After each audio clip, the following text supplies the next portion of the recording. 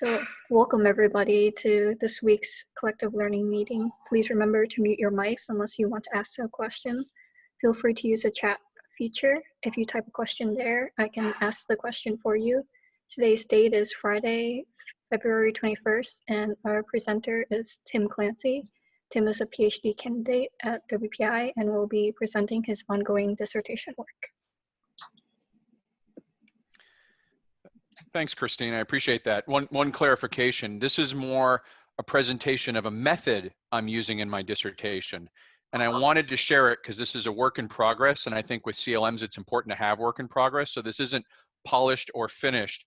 And it's something I've put together over the entire course of studying at WPI by pulling together different papers into an approach. And so as we go through the feedback, I'll describe the feedback I'm looking, but the title of it, I had a little fun with the CLM abstract and title. The title of this is Noisy References, Dog Walking a Pack of Barking Behavior Modes, which hopefully will make sense as the presentation unfolds. The theme of dogs will run throughout because Professor Saeed had stray dogs that he was working on, so I'm gonna be working on barking dogs. And I hope that makes sense as we go through. Looks cute. What, Professor? Looks cute. Well, there's some good dog pictures. Anytime you can use dogs, it lets you use dog pictures, and that helps the presentation. So the agenda and feedback sought today is what this is actually combining three techniques. I claim no ownership of the techniques myself, but these are sort of scattered in papers. And it's an approach for dealing with noisy data from the structuralist school. So these techniques lend themselves very well if you want to take a structuralism and looking at structure of systems, structure of reference modes, and using that to tackle very noisy data that others may say, well, let's just use AI or machine learning or some data intensive. This is a method for dealing with very noisy data. And the three techniques are standalone.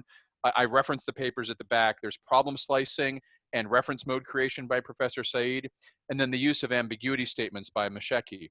And the feedback I'm looking for today is, first of all, and I'm glad you're here, Professor, am I missing the spirit or intent of any of these techniques standalone as I combine them into a combined method?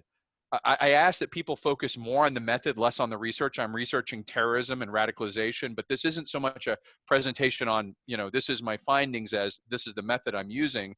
And keep bearing in mind that this is a structuralist approach, not an empiricist. So I realize people could try and do this with a fancy data science technique, but that's not the intent of this method. This method is intended to stay in the structuralist approach of looking at systems.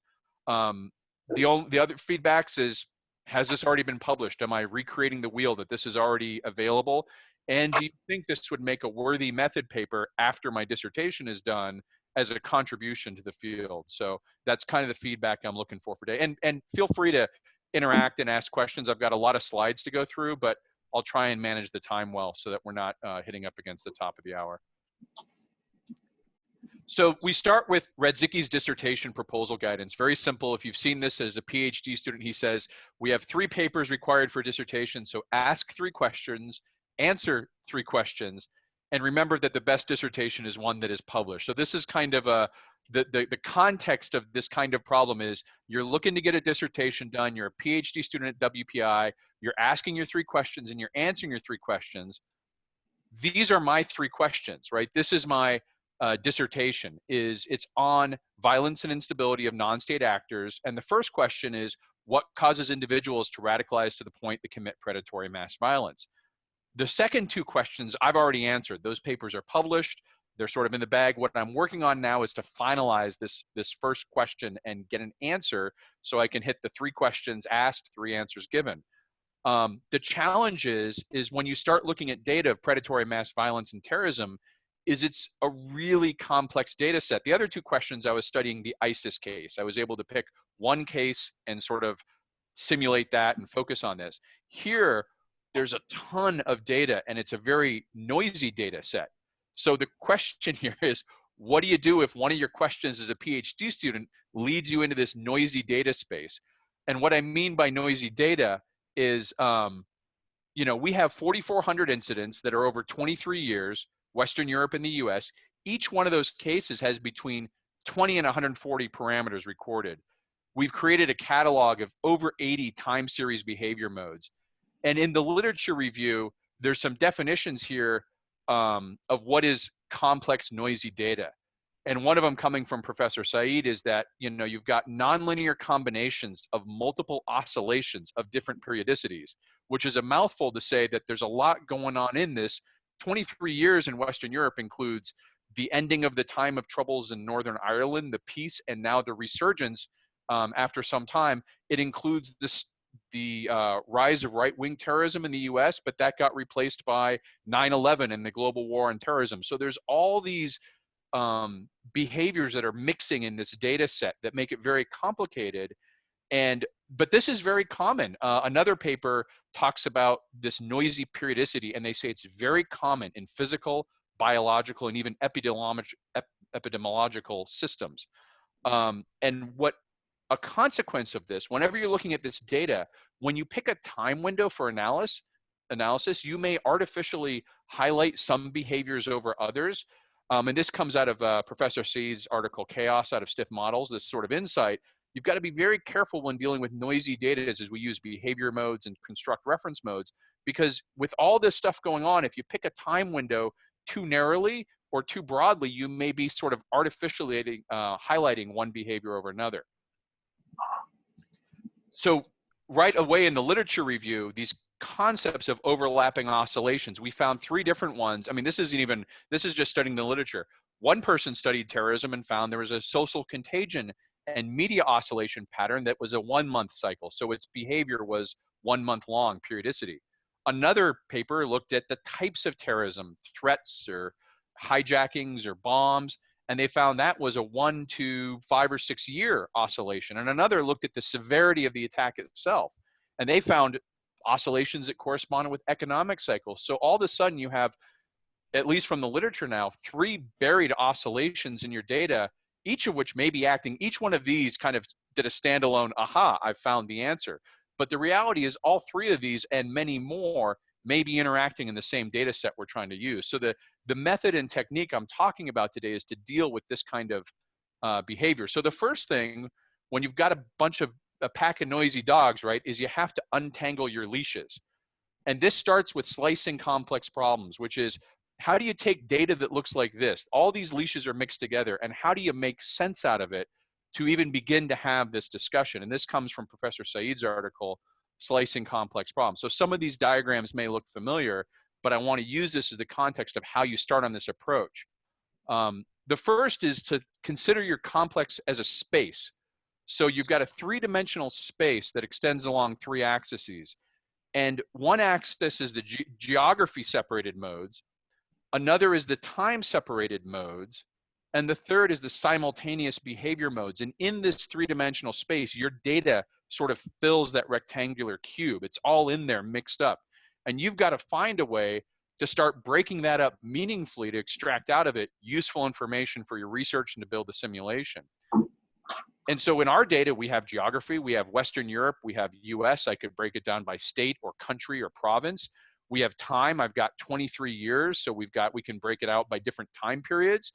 And the simultaneous modes means that these overlapping periodicities, there's growth and decline and oscillation all mixed in there. Well, Professor Saeed recommends creating a slice. A situation-specific slice includes, it extends from the geography over a stretch of time with one specific situation that you're looking at. That's one way to slice it. Another way to slice it is independent. So it's situation independent. You just take a geography or a time and you say, what's going on in this space? So instead of, to go back one, a specific slice might be Northern Ireland, time of troubles. We're going to pick Ireland, a specific time that covers that conflict and focus on that. An independent slice might be, all right, Western Europe, let's just take a look at it and chunks and start breaking out the different growth modes, not knowing whether it's Ireland caused or separatists in Spain or radical Islam or anything like that, Salafi Takfiri terrorism. So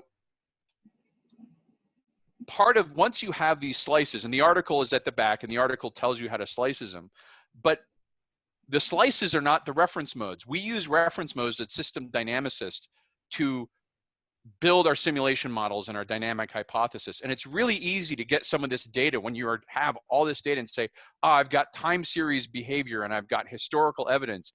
That's my reference mode. Well, it's not. A reference mode has to be fitted and constructed from these individual things. So the next thing, once you have the slices of data, and we're thinking about these barking dogs, you got to properly fit the leash. A small leash isn't going to work on a big dog, and a big leash is small dog is going to go right through it.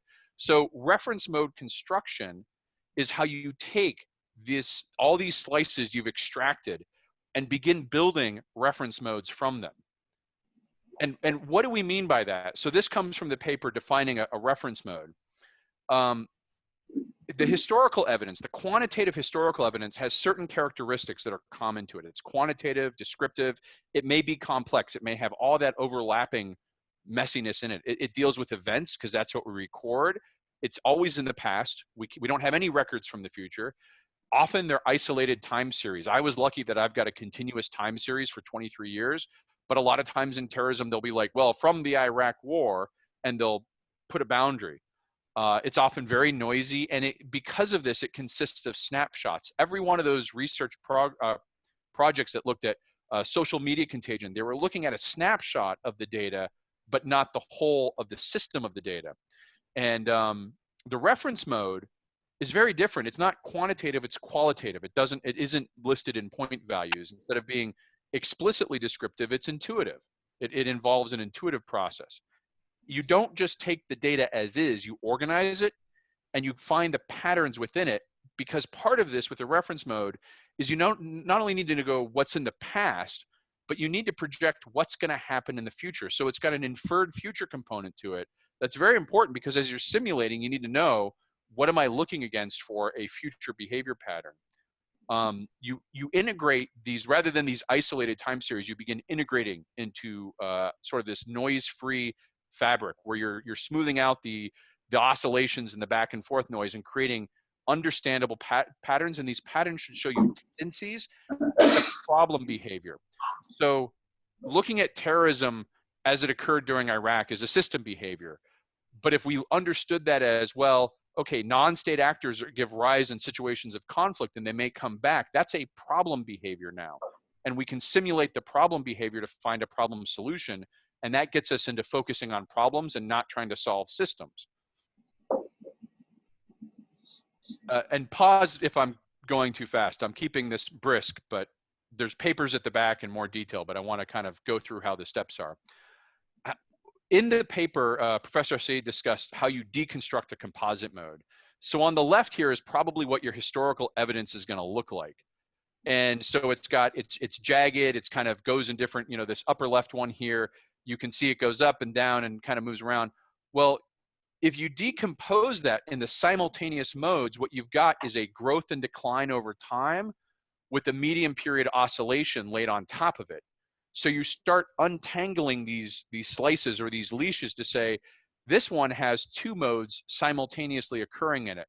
Whereas the bottom one, it's generally going up, but it's not consistent. So you can slice now and create a gradual escalation mode and an oscillation mode. And by separating out these modes, you begin to get clarity of sort of disentangling all this noisy data to say, these are the multiple patterns that are operating at the same time. Good so far? Tracking? Okay. I see head nods. This is not meant to be read. It's simply a catalog that comes from the paper of the most common simultaneous modes. So you can identify them, and it gives some insights about what might be causing them, or they may be partial. A couple I'll pull out. For example, exponential growth. Exponential growth we know goes up sharply, but it's sort of described as an incomplete mode because we know nothing grows forever. So if you see a really sharp rise and then the data ends, you got to ask yourself, if my window had been extended longer, would I see it level out? Would I see it collapse? And so an exponential growth is an incomplete mode. It's what you have, but you have to recognize it may be incomplete. And an S-shaped growth is an exponential growth that has reached its natural plateau. That's an integrated mode where you've gotten the full time effect. Whereas overshoot and decline may be a dysfunctional exponential growth that goes up and collapses. So you use these commonly stated reference modes to identify what you've broken out in your data. And we're going to show this now with the real examples from the work we're doing in terrorism of how you can do this. to identify these. Uh, Go ahead. I have a minor comment. Over the several decades that that have passed since I wrote this paper, I have renamed resource misallocation to something like dysfunctional equilibrium, because that's what it is. I mean, it says in the explanation that it's a misallocation towards a misallocation goal. So basically, when equilibrium arises, it's dysfunctional. One example is Forrester's urban dynamics model. When equilibrium arises, there are too many old businesses, too few new businesses. In the workforce, there are too many people who are underemployed, too few people who are professionals in the workforce. And there's housing in which there's a majority of housing which is in bad shape and a small minority that's in good shape. So the composition of that equilibrium is a dysfunctional equilibrium. So I just wanted to say that I found a better word, but I assume this is an incomplete list too. I imagine there's probably others out there. Is there a catalog anywhere that's been published, or at least a note form that says these are the versions of how your lines might shape? Because that's a very useful tool for students to have a reference like that. I think these are still the main basic components. If you look at Sturman's book, I think chapter 1 or 2, he draws those out. Not all of them. The dysfunctional equilibrium is not included there, and like escalation is exponential. Escalation is similar to exponential growth, I would say. Escalation can come out of a major positive feedback loop, whereas exponential growth comes out. It's interesting because we'll see in the next slides, we're actually going to show how we were able to label these in the current data set we have. So these terms came in very handy for me to begin labeling these types of behavior modes we were seeing. So, sounds good. Okay, let's move on. So this is an example of, now we had 80 time series maps, and these are small. I'm not expecting you to read these, but what they are is different ideologies. So we broke into 7 different ideologies. In Europe and the US, we looked at incident rates across these ideologies. And this is not exhaustive. What we did is I went through the library of time series data, and I began looking for patterns of growth. And this first snapshot is growth. So these are historical evidence. This is, and I list some traits. These are quantified. These are snapshots used in the past. But what you see is up this top row here, you have crime and hate crimes. You have left-wing incidents and right-wing incidents, and they both show this sharp rise and decline, an exponential growth followed by decline. So an overshoot and decline pattern. Whereas in some of these other ones, the right-wing incident rate in the US in the last 10 years, the Takfiri incidences in the last 10 years, these show what I would call an escalation, not necessarily exponential growth, because they're not like vertical, but they're definitely increasing. And here's some patterns of what exponential growth looks like, these sort of specific incidents that are going almost vertical, and they're always right at the end here. If you notice, both of these are sort of at the end of our time period. So to the point of exponential growth is probably an incomplete form. It's doubtful that these continue up into infinity. If we were able to extend the data period forward, we'd probably see them shift into some other form. And then the purple were growth modes that rose and reached equilibrium. It wasn't a steady equilibrium, it was oscillating, but it was sort of, it rose to a pattern and then maintained.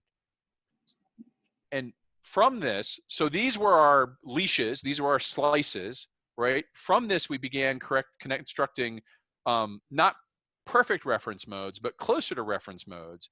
So we have the library of behavior modes that we're looking in the upper right, and then we apply them to say, what is the types of organized, noise-free examples of growth that we're seeing. here in this. Now, I don't say these are complete reference modes because none of these have a future. They're all sort of like they're a piece of growth, but they don't. For example, the blue, the exponential growth, likely in the future that would form into an S or a collapse. But this is simply saying from the first major incident, where was the growth mode? What did it look like? And this now gives us something to look at as we build our simulation of, are we seeing these? Are we replicating these? Is our model capable of manifesting all these different behaviors? And this isn't a... I just want to add another comment here. There is a term called fear and hope scenarios, which is, I think, Jim Linus and Jim Hines probably introduced it. So that also refers to multiple modes in some ways. Exactly. Yeah, that's a good point. I was going to say this doesn't have fear and hope because it has multiple modes. But if you look, one of them is failure to grow. There's a major incident, but there's no growth. We could call that just as easily the hope mode, right? We all hope that if there is a major terrorist incident, there's no subsequent growth of that radicalization movement. Whereas the feared would be the exponential growth. So I think that's a great point, that this isn't labeled in the traditional hope feared, but you could easily convert it to that if you wanted to. How about decline? Isn't it also a hope mode? Rafat, thank you for asking. I appreciate that, because the next slide goes into decline. The historical modes of decline. So part of this breaking up of the modes is I wanted to really understand growth and decline. Obviously, they are coupled together, but I began by taking them separately. So I began, same concept. I went through the catalog. I looked for where there was decline. Obviously, we found, again, overshoot and decline, a very common quick pattern, but we also found steady declines and this sort of decline and stabilize. And from that, again, we built the decline modes. So in a true reference mode, you might combine the growth and the decline. We're taking them separately right now as a way of building, as we very carefully build this up, because there is so much complexity going on. It's easier to manage if you keep them separate, but the intent is the complete reference mode is not just now, but remember, it's inferred in the future. So what is it, our dynamic hypothesis of why decline occurs, and what does that look like? Which one of these modes does it look like under how we want it to happen or don't want it to happen? So what we have now is we have our modes separate. They're not complete reference modes, but they're close. And now we extend this experience in the future. So this is a case that comes again from the defining a problem with constructing a reference from Professor Saeed. It shows that on the left here, this is the case history. This is what we had, right? You begin by extending the experience. So you're kind of simply keeping the trend going, and you kind of make a common sense guess that says, well, if it was going up, it'll probably keep going up, but maybe not as much. Or if it was, maybe it was beginning to decline, and you start creating some causal structural assumptions. But we also know at some point you have to infer in the future. Something can't grow forever, so we know it's going to level off, and we can start doing an inferred future, and then we can really get further down the road and do a long-term inferred, which is that if it levels off, it's probably going to decline, and those things that have been declining may reach zero. And so it's a stepwise approach of extending your historical behavior. And again, this is all mental modeling right now, or working with your causal loop diagrams, interrogating your reference modes to say, this is what we have, but what would plausibly happen if we extended it another 60 months, two years? What about 10 years? What about 50 years? You can begin having those discussions to create a reference mode that's more complete. One comment I have here is that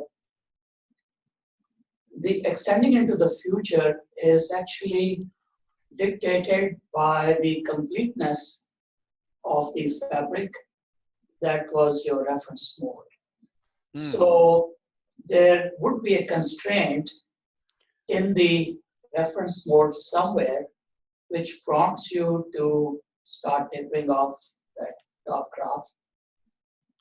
So what I'm trying to say is that sometimes it will be difficult to extend a behavior into the future, and it can end up being a guessing game. But if your fabric, the reference mode fabric, which is multiple graphs and their phase relationships, is reasonably complete, you should have no difficulty extending the pattern into the future.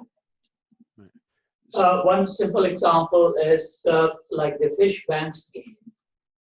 If you do not have fish population, then it's very difficult to explain why the catch is declining, while you have growth in the number of boats that are catching fish.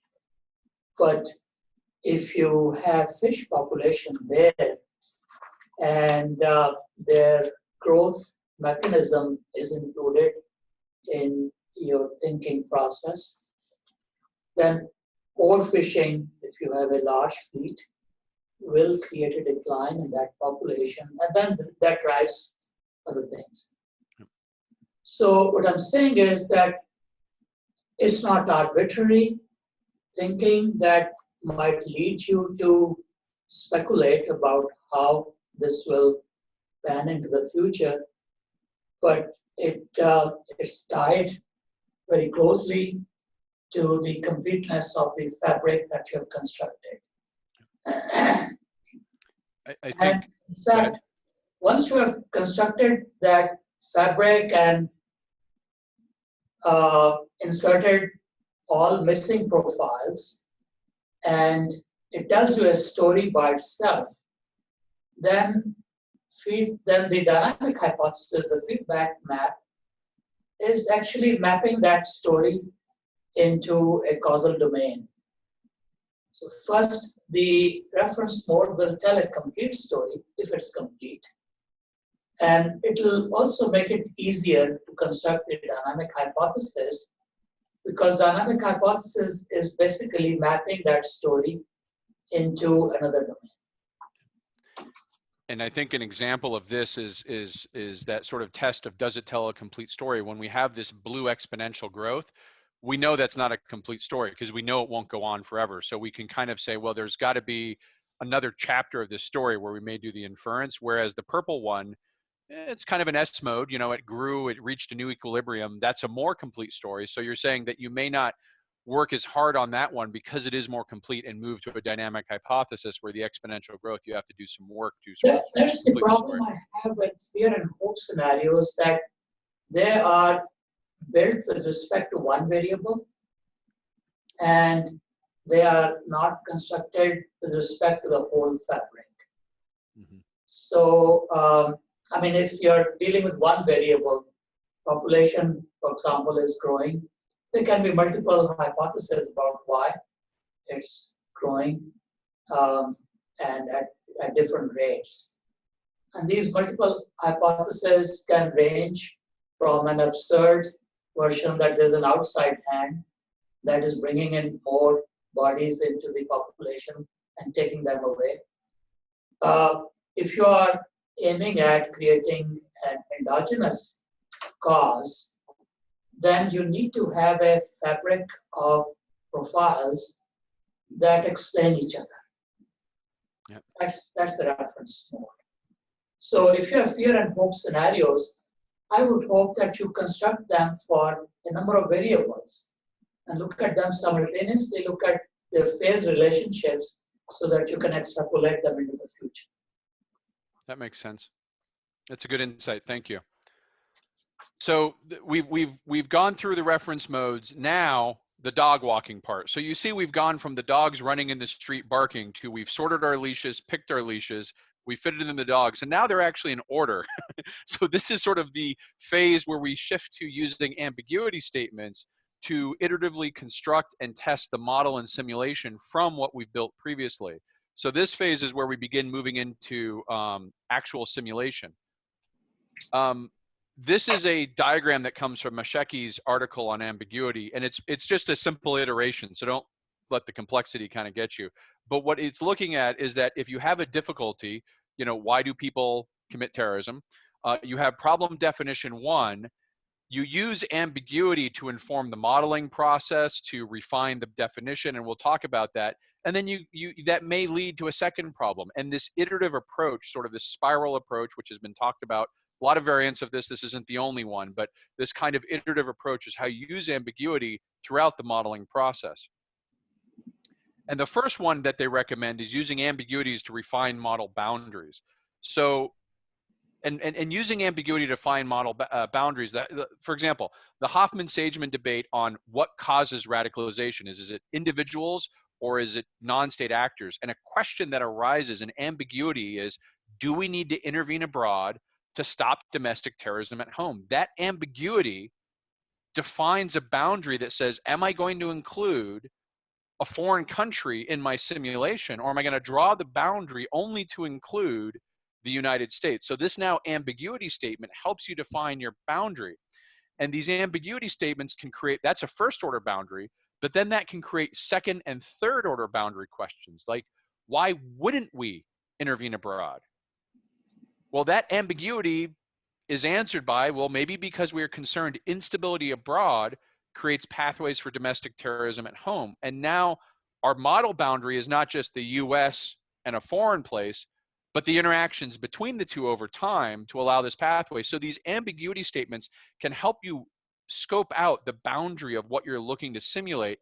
And this is all mental. This isn't necessarily, and it's iterative. So you don't have to, they kind of point to say you should stop. When you reach an ambiguity that is not answerable without modeling and simulation, and you're prepared to build that model to solve a problem, then you should stop. So even though my dynamic hypothesis, which you've seen before and sort of has been presented, includes foreign countries and insurgencies going on there, my actual original model, based on my initial ambiguity statements, was literally confined to the domestic space, because I said, well, can I solve a problem with this model alone? And it's a nice way of checking yourself from, we're not supposed to model the system, we're supposed to model the problem. Using these ambiguity statements allowed me to say, well, let's build a model that's much simpler first and see what that answers. And if there are remaining ambiguities it doesn't answer, then use that as a justification. So it's a way of reaching boundary definition as a confidence building iteratively throughout. The second kind of ambiguities is to refine the dynamic hypothesis. And this is iterative as well during the model construction. It consists of two stages.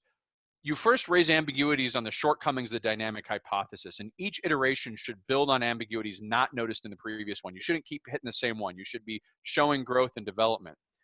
But you need to focus on ambiguities that must be answered to offer a solution for the difficult being addressed by the model. This is really common in simulations, right? I make a simulation of terrorism and I begin having an ambiguity in my head. Well, should we arm teachers or harden school facilities, or what's Congress talking about now? And then I realized that my problem is, how does radicalization cause this? Those ambiguity statements don't help solve the problem I'm trying to address. They're beyond the scope. So it helps me focus on, look, let's focus on a solution to the spread of radicalization and then treat those other ambiguities in different efforts. Let's not crowd one model with every ambiguity under the sun.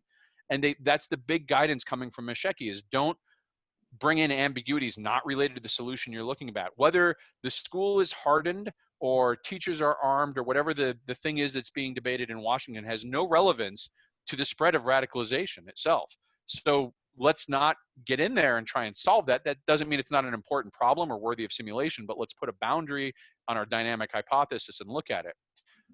Let me throw in a slightly, I guess, a slight disagreement with the second part.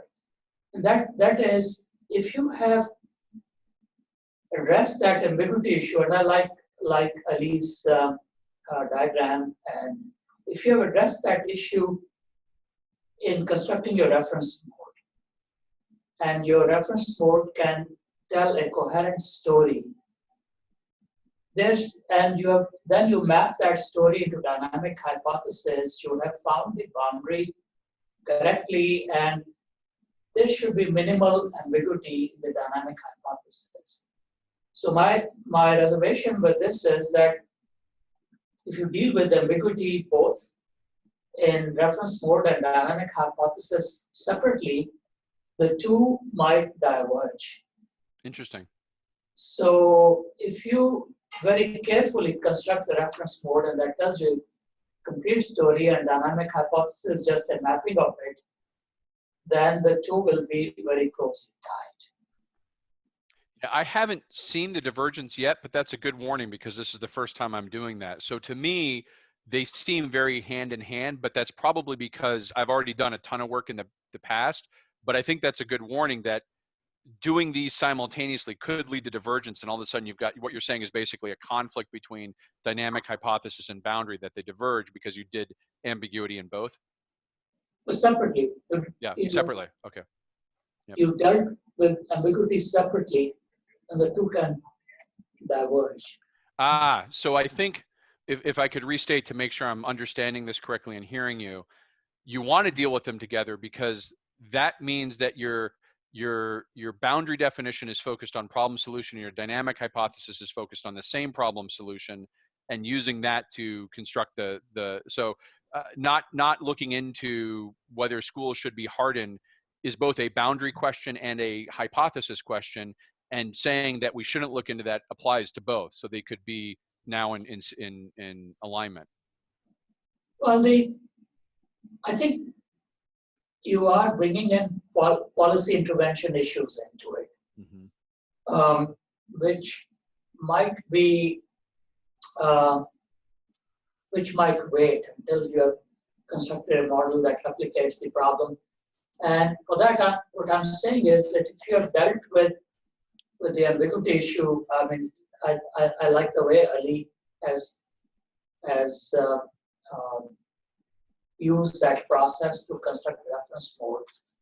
Then you may not need to deal with it another time in constructing dynamic hypothesis. But if you do it, then you have to reconcile that dynamic hypothesis with your reference mode again. Yep. Okay. Good. This is a lot of text. It'll be in the slides. It'll be in the video. You can pause and read it. It's basically the guidance on how you construct an ambiguity statement. It's a logical progression about sufficiency and using the ambiguity. So there is a method Mashayekhi proposes. I won't go into it. You can pause the video and read it. But there is a formal way of doing it, which really helps, I think, as a student, progress through these as sort of having a guide. So how does this work? How are we using this right now?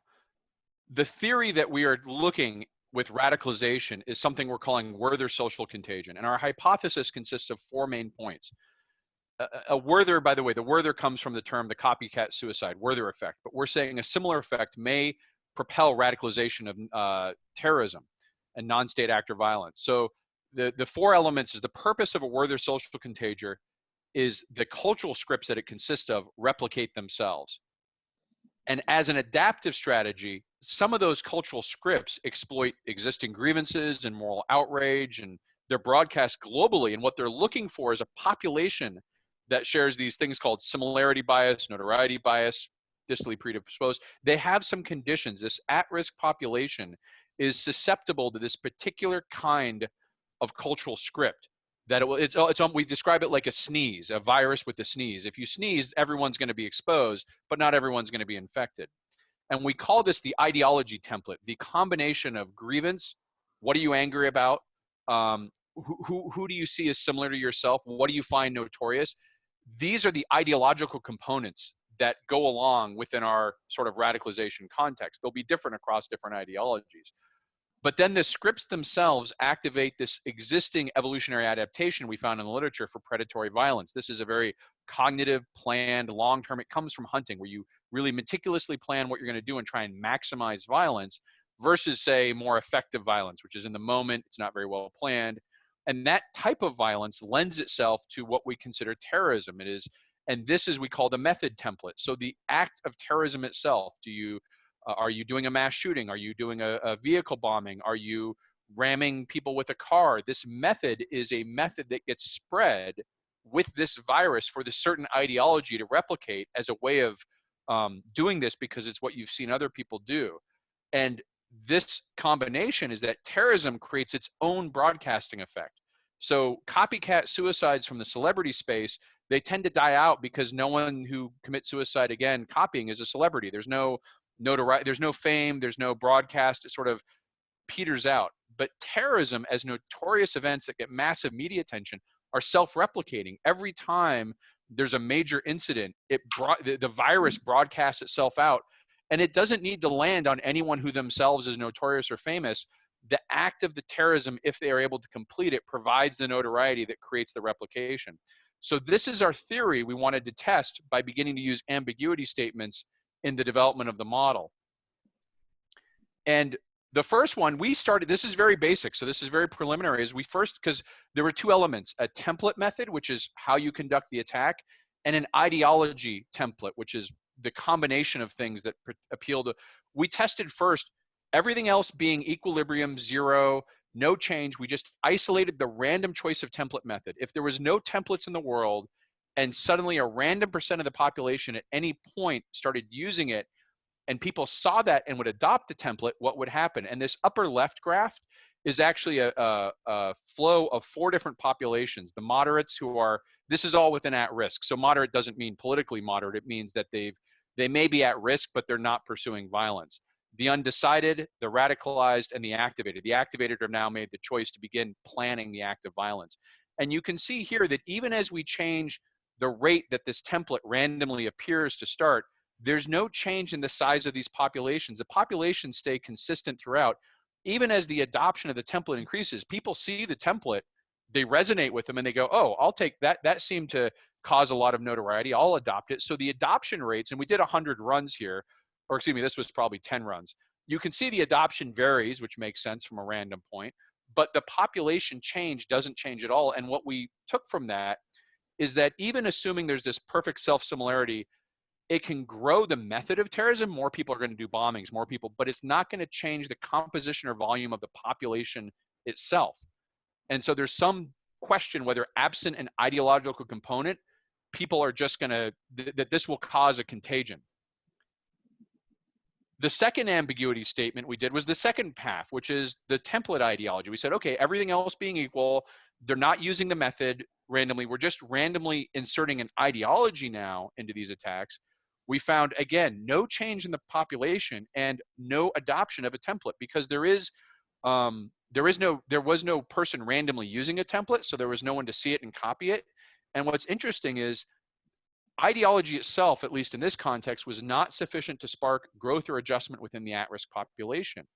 And that's because they're just using criminal violence. If they go out and hurt one person or 2 people, it gets lost in the noise. It's another day in the city. It's not creating that broadcast effect. If you manage to kill 5, 10, 15 people, that global broadcast now amplifies it, and that's required for the spread. So all of a sudden, from these 2 ambiguity statements, very early, very initial, very preliminary, we got 2 things in that it doesn't look like one or the other independently work to create the growth modes we have seen, which we did some more incremental ones. So this is about 5 statements down. We did an ambiguity statement that says, what if you combine a random adjustment in template method and a random adjustment in template ideology? So now both factors are working.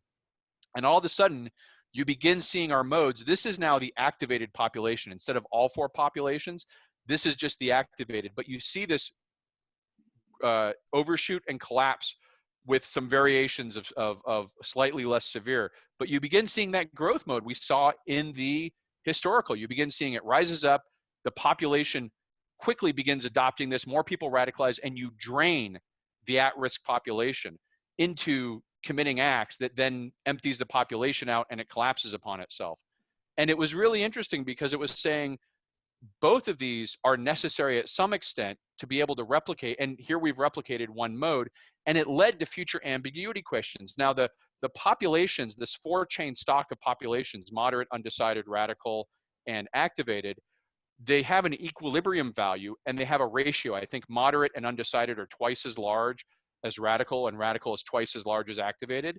So, and there's a value in there that's an equilibrium value, but right now, an immediate ambiguity statement that says is, does the scale of that population matter?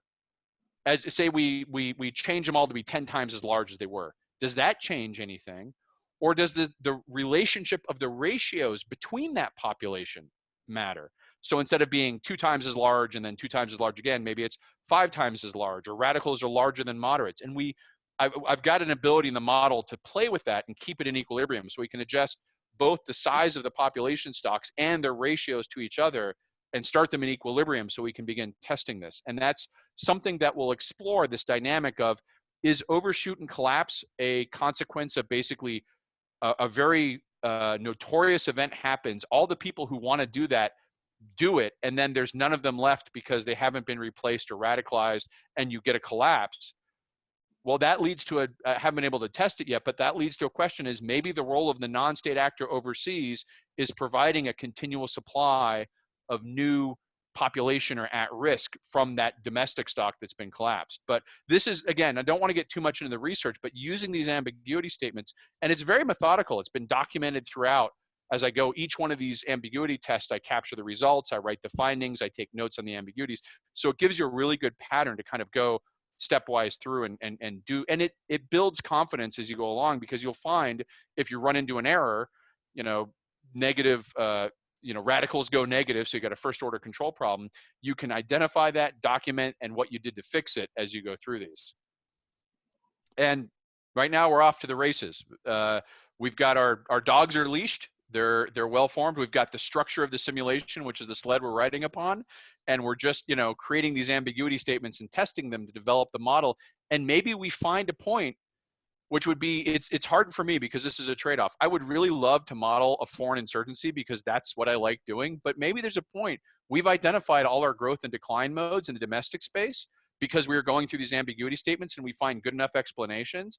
That tells me to stop, finish the simulation, and go to a dissertation defense before Professor Saeed hurts me. So this is a good method to kind of limit my desire to model everything and get things done. So that's the end of the presentation. That's where I've gotten so far. But again, this was something I found scattered between papers and have constructed myself as an approach. And I'm wondering, is this, okay, that's in chapter 6 of Sturman, you missed it, obviously, or is this something that is worth putting together as an approach to noisy data within this perspective? This is very interesting. Actually, you are dealing with the functionality of the equilibriums. You're looking at the composition of the populations in the various stocks in the aging chain. And there can be a functional composition, or there can be a dysfunctional composition. So I think the first effort I saw in looking at whether the equilibrium is functional or dysfunctional was Forrester's urban dynamics. Back in what was the year? 1960 or 70? I don't know. Urban dynamics. So yeah, I like it, and your dog analogy makes it very interesting. Thank you. Other questions, comments, feedback?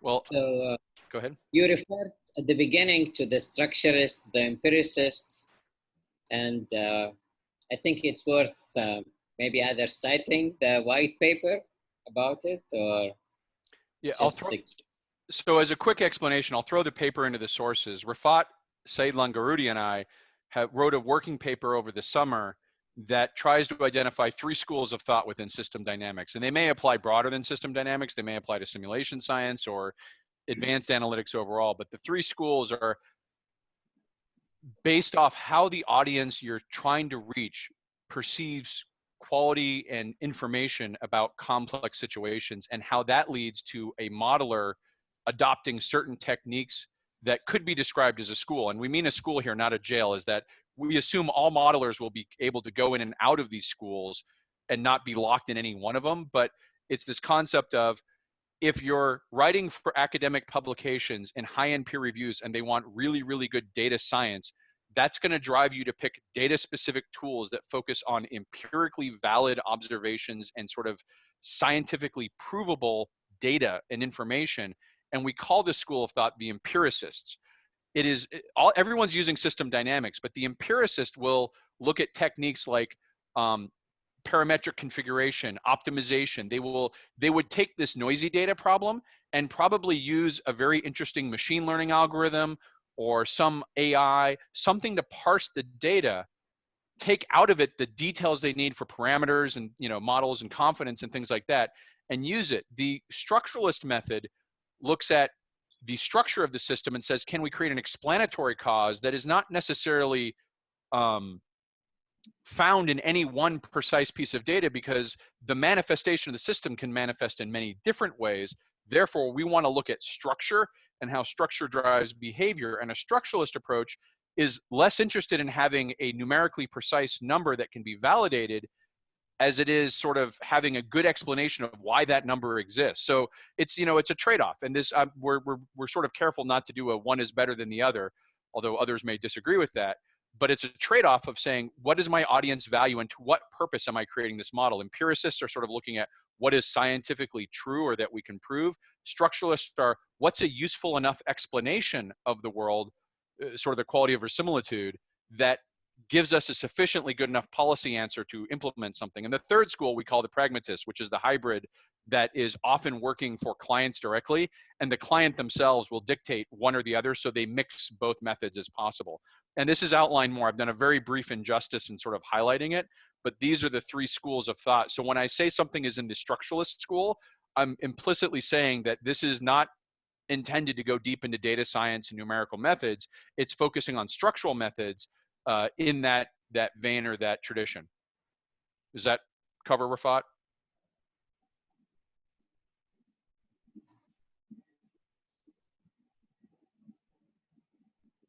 Rafat, was that good? Yes, yeah. Okay. Sorry, I was me. Yes. Okay. So that takes us up close to the top of the hour. I'll entertain any questions, and if there's not, I'll close it off here. I'll add, this will go up online at some point, and it will have the links to the papers. I've got a couple of the sources here. I'll add the working paper on structuralism, but that way people can reference it and hopefully make this useful. Do you think this is an interesting paper after the dissertation is done? Or is this covered under already covered ground by combining the three? This might go well into the conclusion. Okay.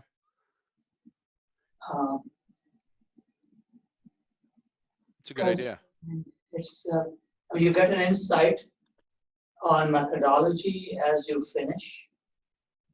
First of all, yeah, it's very interesting. I think it's important that there is more work done on how to build models. And everybody has been saying, well, big secret is defining a good problem. And there's not enough been written and said about it. And you add to that particular part of the literature. So I think it'll be very useful, very helpful. Great. Good feedback. Thank you. So Tim, to the table you showed for the different kinds of behavior, and you saw this is not an exhaustive list. Yes, so I can see escalation, but I don't see drain or just decline. There's erosion. I don't know if erosion covers that. Yeah, maybe yes. Okay. Yeah, that's probably it. Yeah. Good question. Thank you. Again, going back to control theory, can you go back to that list, that table? Sorry, I was trying to just leave it on the dogs. Let's. Here we go. You can bring dogs pictures here too. Well, we have sluggish adjustment and we have oscillation. There is a problem in the context of control theory, and that is called steady state error. So I see that's not explicitly there. It's a problem of equilibrium. When the equilibrium arises, there is a an explicit or an implicit goal, and that equilibrium is not quite at that goal, and the difference between that goal and equilibrium is called steady state error. Perhaps that's one thing that I can think of that should be added to this list. Okay. You heard me typing, took a note of that. Plus I was going to change the name of resource misallocation to dysfunctional equilibrium. Yep. Yeah, this is Mike. I think, very, very nice, Tim. I think the one of the frontiers in this area is all the techniques that now exist in data science, various exploratory algorithms can find patterns that humans can't find. And I think that's, you'll have sort of the Northwest Territory or Iditarod or something there, right? That's really territory that needs to be explored. You know, what techniques from the data science toolkit could be used to identify sort of a problem statement or inform the reference mode or whatever. And it's something that, you know, a human can't necessarily pick up on. The other thing that was sort of leaping to mind when I was listening to your talk was, I believe psychologists will tell you that they've done experiments that show that people will find patterns where there are none. So in the first case, I guess I was saying people miss patterns that are there, but a machine learning tool could perhaps find them. And going the other way, we sort of are cognitively biased to see what we want to see. And, you know, we sometimes see things that aren't really there. I'm dimly remembering some papers that I think John Sturman was talking about it years ago. Yeah.